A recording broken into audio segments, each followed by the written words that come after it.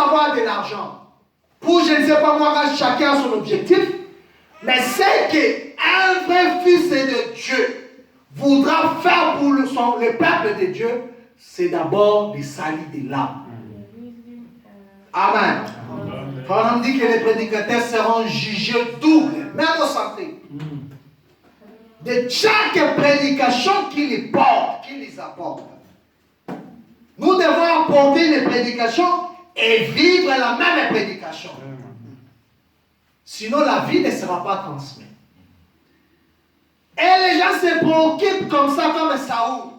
Ils cherchent les grandes choses, ils oublient la chose principale.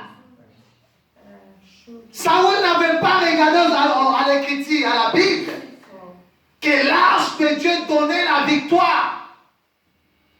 Saoul est parti, Dieu l'a donné la victoire. Il a dit, oh maintenant ça va, Dieu m'a donné la victoire. Frère me dit, tu peux être sincère, tu peux être dans le faux, mais quand tu es sincère, Dieu va t'exaucer.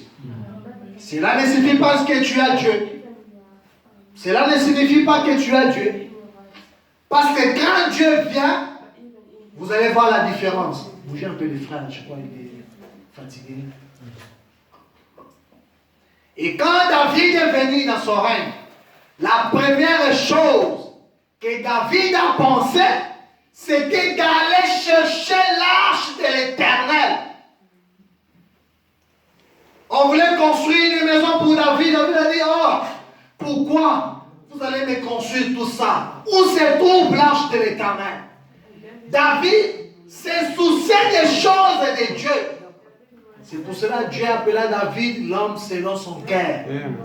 Pourquoi? Parce que David aimait les choses de Dieu. Il a dit, je suis heureux quand on me dit, allons dans la maison de l'Éternel. Il a dit, oh Seigneur, j'aimerais être une tapis, une paillasson, mais dans la maison de l'Éternel.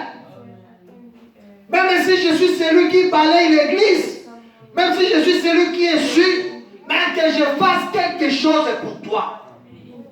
Que je sois ton serviteur. Parce que je sais que les ouvriers de la 11e ère vont recevoir le même salaire que ceux qui ont commencé là-bas. Amen. Oh non, comment est-ce que nous avons commencé à 8 h? Lui vient d'arriver à 17 h, va recevoir le même salaire. Dieu va demander, comme nous ne sommes convenus quoi? La vie éternelle. Et lui, il a la vie éternelle. Toi aussi, tu as la vie éternelle. N'est-ce pas ce que je t'avais promis? Pourquoi?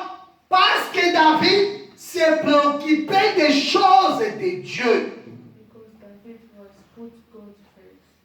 Il a pensé alors chercher l'arche de l'Éternel. Et là où l'arche était partie, la Bible dit que Dieu a frappé des Philistins. Parce que la parole n'était pas pour eux. Parce que la présence de Dieu n'était pas pour eux. Quand tu vas leur apporter la parole, ils te diront, ah, nous avons un message, vous avez la loi et belé. Nous avons un personnage qui va s'y balé. Mais ça, nous avons un likambo dans la kotoyo. Nous avons limité. L'église a la loi et belé. Pourquoi? Parce qu'il vit d'abord dans la chair. Or, Paul dit, celui qui est en Christ, ce n'est plus la chair qui vit, mais c'est Christ qui vit en lui. Quelle était la vie qui était en Christ? C'était la vie qui était transmise aux apôtres. Les œuvres que je fais, vous les ferez aussi. Vous les ferez même le plus grand. C'était quoi? La vie de Christ dans des hommes. Une vie de pureté. Une vie de sanctification. Une vie chrétienne digne de l'évangile. C'était ça. Et c'est ça que nous voulons. Mais David, Saoul ne s'était pas soucié de cela. Et quand l'arche est partie, Dieu les a frappés des hémorroïdes. Il les a frappés des plaies. La Bible dit, celui qui ne mourrait pas, recevait l'hémorroïde. Ils ont dit, hey, pas nous. Donnons ça aux baptistes. Les baptistes ont pris, hey, pas nous. Donnez aux presbytériens. Les presbytériens ont dit, ah non, pas nous. Donnons aux pentecôtistes. Les pentecôtistes sont pris, oh, pas nous. à qui ira cette parole? Où est-ce que nous allons mettre cette parole?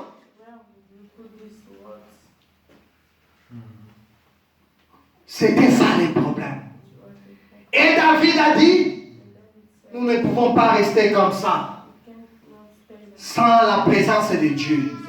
Une église sans la présence de Dieu, frère madame dit, c'est une mort. Il n'y a pas de vie. Là où il y a la vie, nous sentons qu'il y a la vie. Nous avons juste fait un petit communiqué, venons à l'église, regardez, vous êtes là.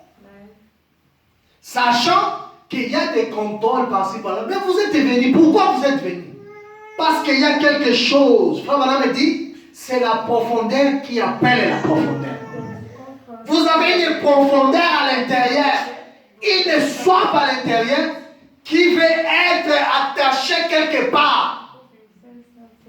Vous voulez boire de l'eau pour attacher la soif que vous avez. Et l'eau, c'est la parole de Dieu. Et David a dit, nous ne pouvons pas rester comme ça, nous allons aller chercher l'arche de l'Éternel. Frère madame me dit, l'idée de David n'était pas mauvaise. L'idée était bonne. Rendre un service à Dieu en dehors de sa volonté. Paragraphe 33, on dit. Autre chose, nous voyons ici que David voulait dans son cœur faire quelque chose de bien. Il n'avait pas de mauvais motifs, ni de mauvais objectifs. Mais la maison, ou plutôt l'arche de l'Éternel, était loin du peuple. Il voulait ramener l'arche de Dieu à sa place, afin que les gens puissent consulter Dieu concernant les choses qu'ils désirent. L'idée était bonne. Mais la façon de faire, c'est ce qui compte. C'est ce qui compte. Oh non, ici, je vais lire ça, c'est pas moi, c'est frère madame qui l'a dit. Je vais lire ça. Il dit, vous voyez quelqu'un arriver quelque part, il dit, s'il n'y a pas de réveil, je dois apporter des réveils. Apporter les réveils, c'est bien. Mais comment apporter les tels réveils? Il y a le principe de la parole qu'il faut observer afin que Dieu puisse entrer en scène, se manifester. Afin que Dieu puisse vous accompagner. Si vous partez sans Dieu, là où vous partez, vous aurez des ennuis. Ça semblera être bon au début. Ça semblera être facile au début. Ça semblera être merveilleux au début. Frère me dit, les gens vont soutenir cette idée-là. Ils vous diront, oh c'est bien. Allons-y, Dieu est avec nous. Faisons ceci, cela. Mais puisque vous avez abandonné Dieu, vous aurez des ennuis quelque part. 48. Remarquez, David récit la révélation. Remarquez, ce n'est pas Nathanaël le prophète qui a récit la révélation. David était qui? David était le roi. David était qui? David chantait pour Dieu. En quelque sorte, il était serviteur de Dieu. Mais le travail là n'était pas pour David. David, avant de le faire, il fallait consulter, frère Branham me dit, il fallait consulter ce qu'on appelle les rimes Tumim, la parole de Dieu. Écoutez, remarquez, David récit la révélation. Remarquez, ce n'est pas Nathanaël le prophète qui a récit la révélation, c'est David le roi qui récit la révélation. Et Nathanaël n'était pas non plus consulté à ce sujet. Il ne demanda jamais à Nathanaël. Mais avez-vous vu ici, dans un chronique, qu'il consulta le chef des militaires, le chef des centaines? Il n'a pas du tout consulté Nathanaël. C'est ça le grand problème. Frère Branham a parlé d'une histoire. Il dit que c'était dans une salle de spectacle. Il y avait un jeune garçon qui jouait la guitare. Et tout le monde a acclamé. Mais ils étaient surpris. Les jeunes hommes étaient sérieux. Mais pourquoi nous avons acclamé? Parce qu'il a bien joué. Lui, il est sérieux. Pourquoi? Frère Branham me dit, ces jeunes hommes-là n'avaient pas besoin de les acclamations du salle, lui, il regardait au fond. Il regardait au maître. Est-ce que le maître est content ou c'est seulement la salle qui est content? Je peux bien jouer. Ah, il est un bon joueur, il a fait ceci, cela. Mais est-ce que le coach est d'accord de ce que je fais? C'était ça le problème.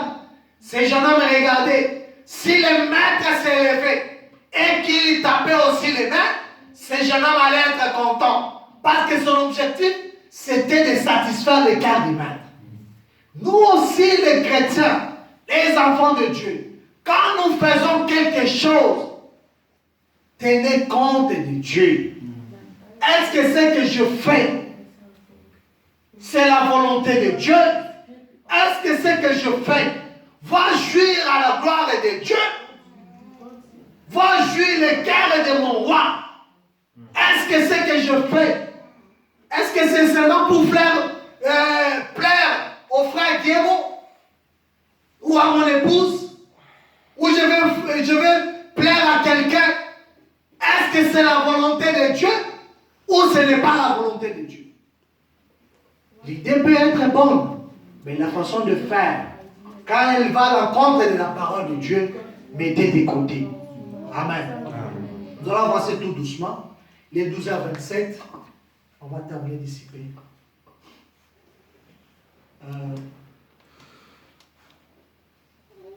Il consulta aussi les sacrificateurs, les théologiens de ce temps-là, les scribes et les théologiens. David les consulta premièrement, et si ceci devient de Dieu, descendons et amenons l'arche de l'alliance de notre Dieu dans la ville, et consultons Dieu avant de faire ces choses. Il est dit que du temps de Saoul, ils avaient cessé de consulter Dieu par l'arche, l'Urim Tumim. Ils avaient cessé de le faire. Et David dit, maintenant retournons tous à Dieu. Retournons à ce qui est juste. Allons chercher l'arche et amenons-la ici. Amenez d'autres termes, en d'autres termes, ramenons la présence de Dieu dans la vie. Amen. Amen. Tenons un réveil. Ramenons les gens. Toutefois, il récit la révélation qui semblait bonne. Mais ce n'était pas la volonté de Dieu. J'espère que vous comprenez. Amen. Peu importe combien il y a de sincérité, combien les motifs, les objectifs sont bons, combien les gens veulent ces choses et en voient la nécessité, il y a dans ces choses une volonté de Dieu à exécuter. C'est ce que je désire faire pénétrer profondément. C'est ce que Frère Branham voulait.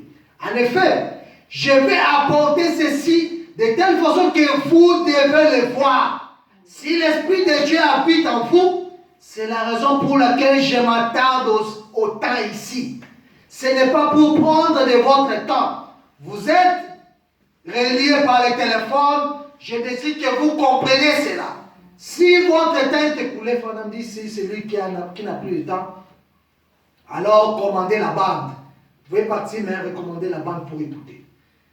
C'est ça notre problème à nous. Nous faisons des histoires, nous faisons des projets. Est-ce que dans nos projets, Dieu à l'intérieur, Dieu tire toujours sa gloire à tout ce que nous faisons? Si ce que tu fais, Dieu ne se retrouve pas à l'intérieur, oublie ça. Mets ça de côté.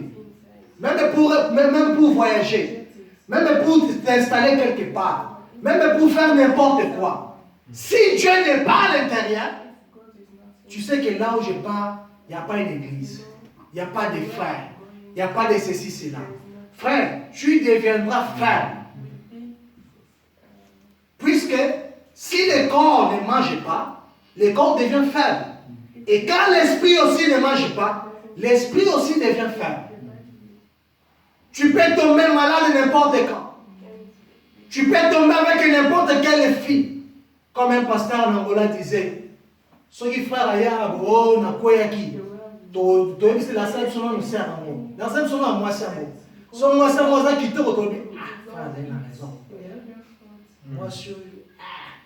Mais surtout moi on a ma belle, on a vu naïf. Non moi c'est moi pourquoi. Et on riait. C'était seulement pour dire que si tu es faible, n'importe quel démon, même un petit démon, peut te faire tomber. Mais si tu es ferme à la parole de Dieu, même si l'ouragan venait, qu'est-ce que Dieu va faire? Tes racines vont s'enfoncer encore. Tu deviens encore affermi. Tu deviens fort. Et Dieu te donnera la victoire. Amen. Je me rends compte, je vais sauter ici. Remarquez maintenant, lorsqu'il descendit chercher l'arche, tous les dignitaires disent ce qu'il faut faire. David, gloire à Dieu, nous avons besoin d'un réveil. C'était une véritable Pentecôte aujourd'hui. Les baptistes, les presbytériens. David, tu es notre roi. Les capitaines internes, les majors internes, les généraux internes seront à la réunion. Eh bien, ils disent, c'est vraiment ce qu'il faut faire, David. Le pays entier attend et derrière toi. C'est ça le problème aujourd'hui. Je n'ai pas besoin du pays. J'ai besoin de Dieu. Même si personne d'autre n'est pas en position pour ça. Tout le monde peut t'abandonner. Laisse-les partir, frère. Reste avec la parole. Tu peux être soutenu par beaucoup de gens, de généraux, de grandes personnes. Toute l'église, toute la ville derrière toi. Si tu n'es pas dans la volonté de Dieu, c'est la mort. Amen. Remarquez, ils ont accompli chaque acte religieux possible. Alléluia. Ils devaient probablement avoir mis des annonces et tout. Grand réveil. L'arche va être ramenée. Nous allons voir un réveil. Avoir un réveil. Nous allons le faire comme les gens fassent la publicité de leur campagne, de ces histoires. Ils mettent des affiches. Il faut maintenant me dire, les gens peuvent écrire, nous allons voir les réveils, nous allons ramener ceci, cela. Remarquez, il envoyait des chanteurs, il envoyait des gens avec des harpes, des trompettes. Ils accomplissent tous les actes religieux. Ils connaissent, et malgré tout, ils connaissaient malgré tout, Dieu n'était pas là-dedans. Nous voyons plus tard cela se répéter, n'est-ce pas? David est allé chercher l'arche. Quand l'arche retournait, il a engagé des chants. Il a engagé des chants. Il les chantait. Lui-même, David, le roi, dansait. Il dansait. Il était content. Pourquoi? Parce que l'arche de Dieu faisait son retour au pays. Parce que la parole de Dieu faisait le retour au pays. Parce que la présence de Dieu faisait son retour. Mais ils avaient mal agi. L'idée était bonne. La pensée était bonne. De ramener un réveil dans un endroit où il n'y a pas de réveil. Dans un pays où la gloire est bannie. Amen. Parce que si vous lisez la Bible, quand la femme de Phiné a écouté la nouvelle que son mari était tué là-bas au front, la Bible dit que le prophète Élie est tombé de sa nuit, qu'il est mort. Et la femme qui a écouté cette nouvelle, qui était grosse, a mis au monde un garçon à cause de la douleur. Et il a donné à cet enfant le nom de Ichabod, ce qui signifie la gloire n'est plus. La gloire, quelle gloire? La gloire est de Dieu. Parce que l'arche de l'Éternel était la gloire d'Israël. Et l'arche, quand l'arche est partie, la Bible dit, la gloire était bannie d'Israël. La gloire avait quitté Israël. Israël était resté sans gloire. Il était resté Ichabod. C'est ça les églises aujourd'hui. Nous voulons des grandes églises. Nous voulons avoir de l'argent. Nous voulons être beaux. Nous voulons s'aimer. Nous voulons nous marier. Nous voulons avoir des enfants. Nous voulons faire ceci, cela. C'est bien. Mais est-ce que Dieu est à l'intérieur de ce que nous faisons? Comme nos bien-aimés, excusez-moi, vous qui avez des boutiques. Ah non, frère, un tel là, combien de boutiques? Des boutiques. Moi aussi, j'aurai des boutiques. D'ailleurs, j'en aurai même 3. est-ce que ce que tu fais, c'est pour te comparer ou tu fais pour toi? Si c'est pour faire ça, tu risques de tout perdre. Parce que dans l'investissement, il faut faire l'étude du millier. Il faut faire l'étude de ceci. Tu ne peux pas investir ton argent n'importe où. Tu ne peux pas faire ceci, cela. Si tu le fais sans observer la parole, tu tombes. Et tu vas dire, oh Dieu, qu'est-ce que je fais? C'est toi les problèmes. C'est toi les problèmes. Remarquez, David criait de toutes ses forces. Il poussait des cris, il sautait, accomplissait tous les gestes religieux possibles. Et pourtant, Dieu n'était pas là-dedans. Son motif, son objectif et tout le reste était juste. Mais il avait mal pris, voyez-vous. Il avait accompli toutes les pratiques religieuses. Il criait, il chantait, il avait des chanteurs spéciaux, des pousseurs et des cris spéciaux et tout. Ils ont dansé en esprit. Ils ont accompli tout acte religieux. Maintenant, voyons ce qui est arrivé. Bien que leurs émotions religieuses et d'autres choses firent grandes, et leurs intentions bonnes, que leurs croisades firent grandes, et leurs chants remarquables, que leurs danses fissent belles, leurs cris puissants, et leur musique, je parle un peu vite parce que le temps court, magnifique et bien, qu'il ait eu lâche, mais à quoi servait lâche sans Dieu? Ce n'était qu'une caisse en bois avec des tables de pierre. C'est comme le fait de prendre la communion et d'être baptisé. À quoi sert-il d'être baptisé si vous ne vous êtes pas premièrement repenti? Il y a des gens qui ont reçu des baptêmes sans repentance. Or, Paul Pierre a dit, repentez-vous. Et frère Branham me dit, la repentance, c'est la restitution de ce qui ne t'appartient pas. Tu as un problème, tu mets ça en ordre. Tu as une dette, tu payes la dette. Tu as fait ceci, arrange. C'est ça la repentance. C'est après que tu partiras aux eaux des baptêmes. Tu te baptises, non au nom du Père, Fils, Saint-Esprit, parce que ce n'est pas un baptême chrétien. Tu dois te baptiser au nom du Seigneur Jésus-Christ, par immersion. Et c'est à ce moment, si Dieu agrée ta foi, il va te donner le baptême du Saint-Esprit dans l'âme. Pas dans la pensée, pas dans l'esprit. Tu te fais toi-même un chrétien, mais la vie de Christ n'est pas en toi. La preuve en est, tu ne produis pas de bons fruits. Ta vie n'est pas digne de l'évangile. Amen. Si tu as reçu le vrai Saint-Esprit, le Saint-Esprit te dira que ce que tu as fait ce matin n'est pas la parole de Dieu. Ce que tu avais agi hier n'est pas la parole de Dieu. Parce que le Saint-Esprit n'est que Dieu en esprit. La parole en esprit, c'est la même personne.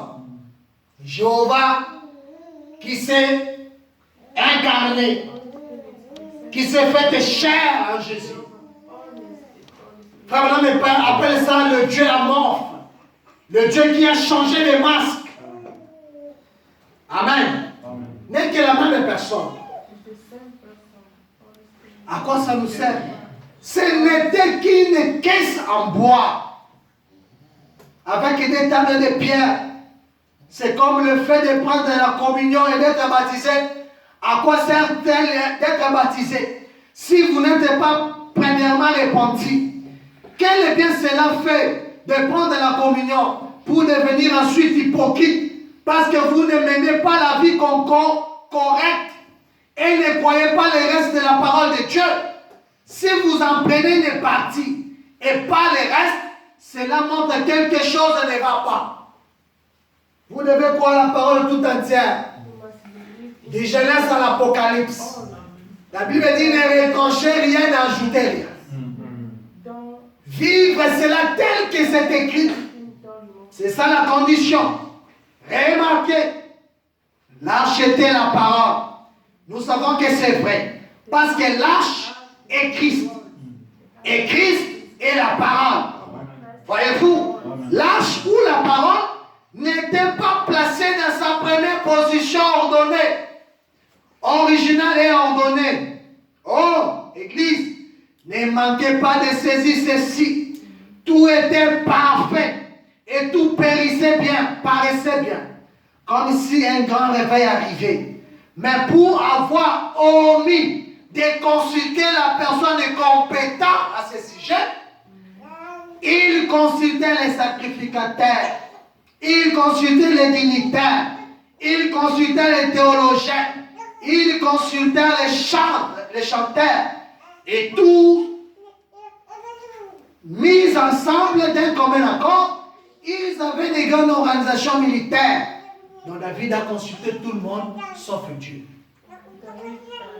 Ramener l'arche était une bonne pensée. Ramener la gloire de Dieu. Parce qu'Israël était devenu Ichabod, sans gloire. La ramener était une bonne chose. Était une bonne pensée. Mais il fallait d'abord consulter l'Éternel. Il fallait consulter la personne qu'il y fallait. Amen. Il ne faut pas consulter n'importe qui. Je suis en train de chuter. Maintenant, il est 12h42. Donc 13h, je dois terminer. Maintenant, ne manquez pas ceci. Il échoua parce qu'il n'avait pas demandé conseil en faisant cela. En allant vers les sacrificateurs, en allant vers les théologiens, en allant vers les forces armées. Il ne considère même pas leurs messagers de l'air envoyé de Dieu. Nathanaël, à ce temps-là, je saute.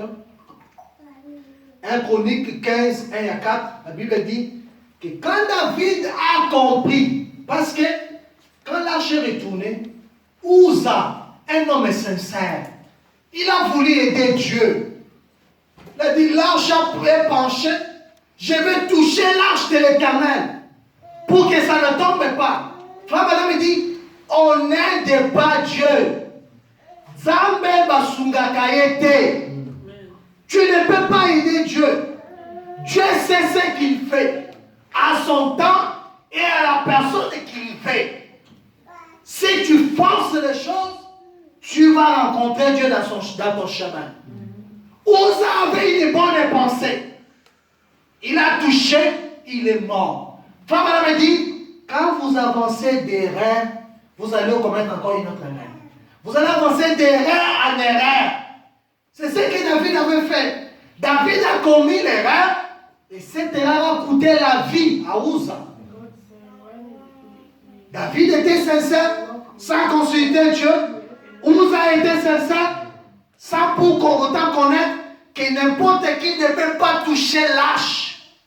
L'arche était réservée aux Lévites. Les hommes consacrés pour ce travail-là. C'était seulement le travail de Lévites. 5 et 7, toujours rendre un service à Dieu dans sa volonté, on dit. Remarquez, les épaules de Lévites étaient des moyens originaux pourvus par Dieu pour faire ces choses. Transporter cette arche sur les épaules de Lévites. Tout autre moyen était contraire. Ce qu'il avait dit, c'est ce qu'il voulait dire. Dieu ne peut pas changer. C'est la raison pour laquelle il faut s'en tenir à sa parole. L'arche devait être portée à gauche, où se trouve le cœur. Parce que la parole doit pénétrer dans le cœur. Et c'était le travail de Lévite. Ce n'était pas le travail de David. Ce n'était pas le travail de Uza.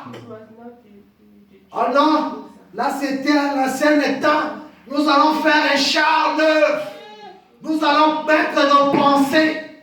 Vous voyez, la parole de Dieu, il faut comme un frère. Et en Angola, son pasteur d'abord était un homme un peu bizarre. Excusez-moi s'il y a quelqu'un de Pentecôte, mon bien-aimé. Le pasteur là l'a dit, je lui ai dit, mais toi avec des lances comme ça, la Bible dit ceci, je l'ai montré. Non, vous n'êtes pas prophète. Le prophète m'a dit, mon dit, lox noana. Okuta na pena petit mot boya bien sepeli loka na balox na kukata mote.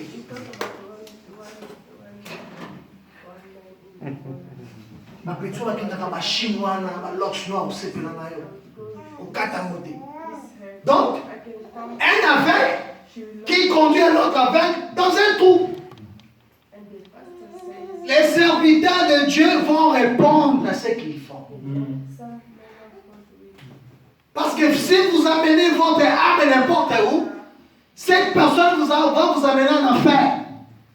La destination éternelle d'un homme dépend de celui qui lui donne son âme.